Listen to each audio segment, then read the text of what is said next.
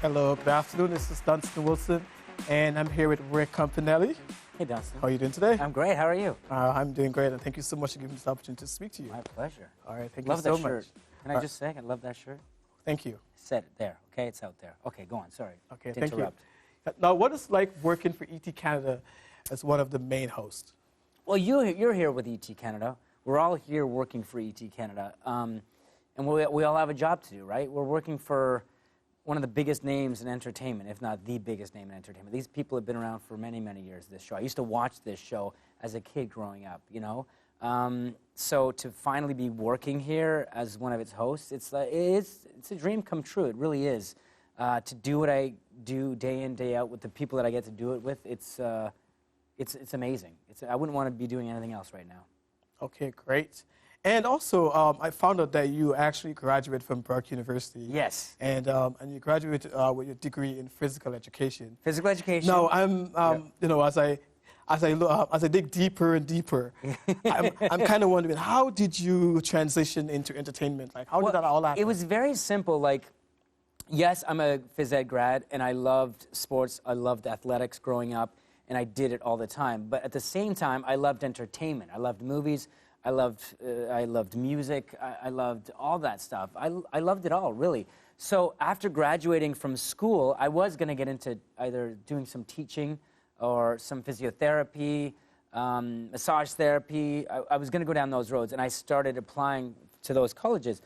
But I won this contest in the world of entertainment, which allowed me to get a foot in the door with a television station, and that's how it all worked.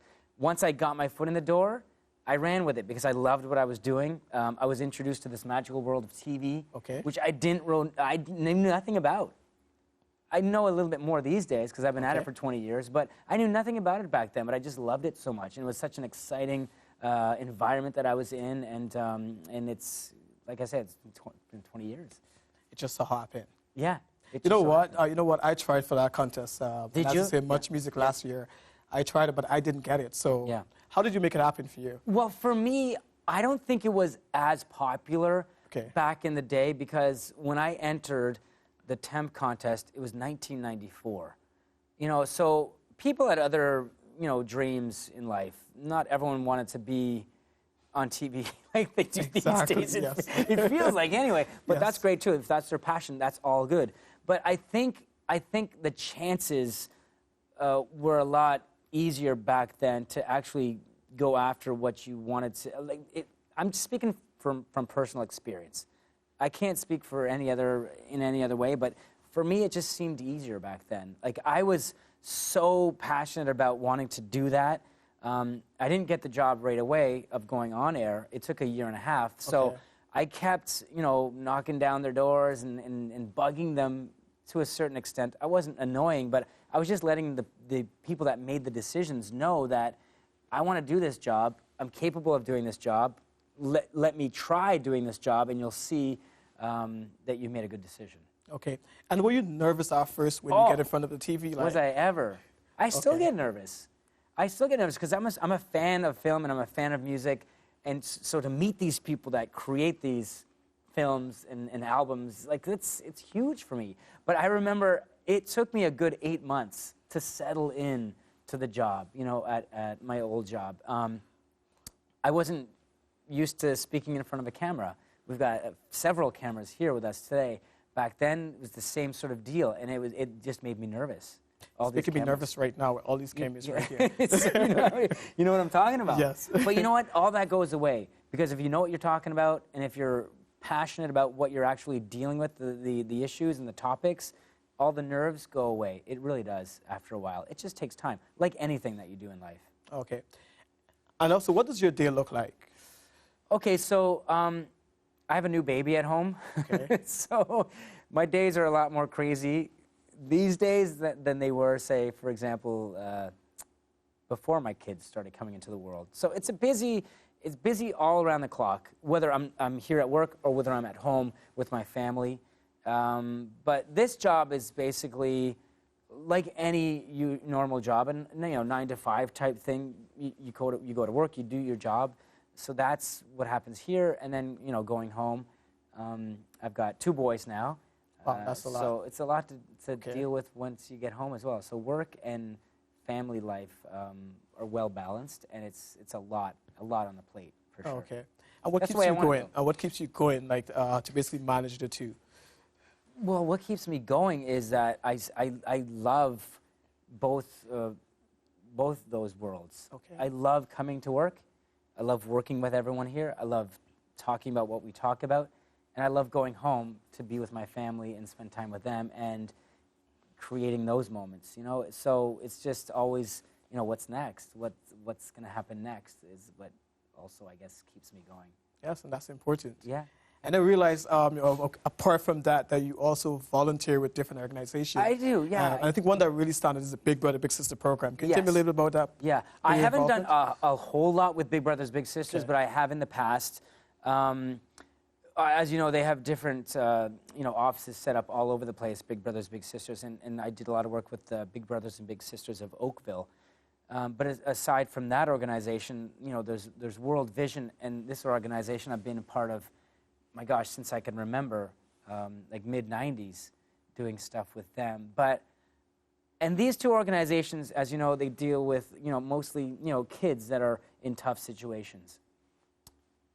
My heart goes out to children that are suffering or are put in these, you know, situations, you know, starving or, you know, living in poverty or, you know, living with parents that abuse them. So I think any one of us that hears their stories would help. Yes, of course. I really do. Like, I have kids, and that's why I find it like it's my duty to help not just my kids, but other kids that need help.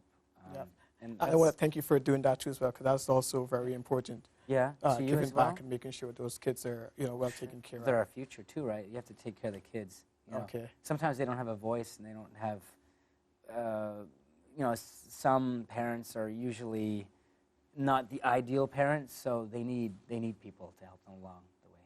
Of course. And you've done a lot of interviews. You speak to a number of celebrities. Can you tell me, let's say one of your favorite interviews that you've done? Oh, favorite?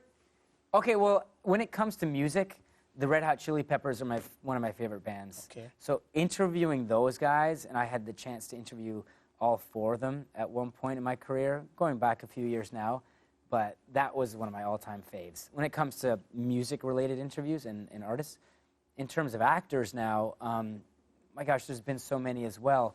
But I sort of like interviewing the veterans in this business, like the ones that have been doing it for years. Like, I grew up watching Happy Days, so when I got a chance to interview Henry Winkler, that was a huge day for me. You know, I grew up watching Booze and Buddies with Tom Hanks, and you know, he's gone on to become this huge film star. So the day I got to interview him, it was special for me. Like, these people were a part of my life as a kid growing up, and then now I'm interviewing them. It's all surreal, but those are a couple that stand out. Great. And also found out that you have a man crush. Can you tell me about that? What that's all about? This guy does his work. Found out I have a man crush. I got a man crush on all men. Okay. No. See his face? Whoa. No, well, you know, like, who doesn't want to hang out with George Clooney? You know, like, he's a good basketball player. He fights for causes around the world. He's a great actor. You know, ladies love him. He's married now, ladies, so be careful. But yeah, I guess you could say there's a man crush there. I would like to spend more time with him to get to know him a little better. In the interview setting, when it comes to actors like that, in junkets, you only get like 4 minutes. And the reason why I said that is that he seems like a down-to-earth, normal guy who I can see myself playing a game of pickup basketball with, or like, you know, hanging out with, grabbing a beer with, stuff like that. So, man crush is a little too much, but how about a good buddy, you know? Okay. I want to be his good buddy, but it's never going to happen. Okay. And also for journalists like myself, Yeah. I mean, for other persons who are aspiring to be on TV, you know, they want to go out there and talk to celebrities as well. Yeah. This is a good start. What advice would you give to those individuals? Well, yeah, it's advice that I took to heart when I was in your same position. I didn't give up. I knew I wanted something, and I didn't give up, ever. Like, there was a lot of no's. There were a lot of no's in that year and a half, like, because I really wanted to be on air. And, you know, you're not ready, you know, do more of this stuff here, do more of that stuff there. And I said yes to whatever they said came along the way. Like, it's sort of like you have to climb that ladder in a way. So my executives at the time, I listened to them. I heard what they were saying, and I did what they said. And it finally paid off after a year and a half of doing all that stuff and getting on air. But the one thing is, you know, don't give up. Perseverance is what's going to get you doing what you want to do in life, and that's... I totally agree. Yeah, that's... I know it sounds corny, but that's... I don't think it's corny, because hence the reason why I'm talking to you, here today. Good. This was always been a dream to come and do something with ET Canada. And guess what? I'm in the studio actually talking to you. And we got to sit on the new white chairs, too. Yeah, awesome. How cool it is that? feels very comfortable. Thank you so much. You did a great job. All right. You did a great job.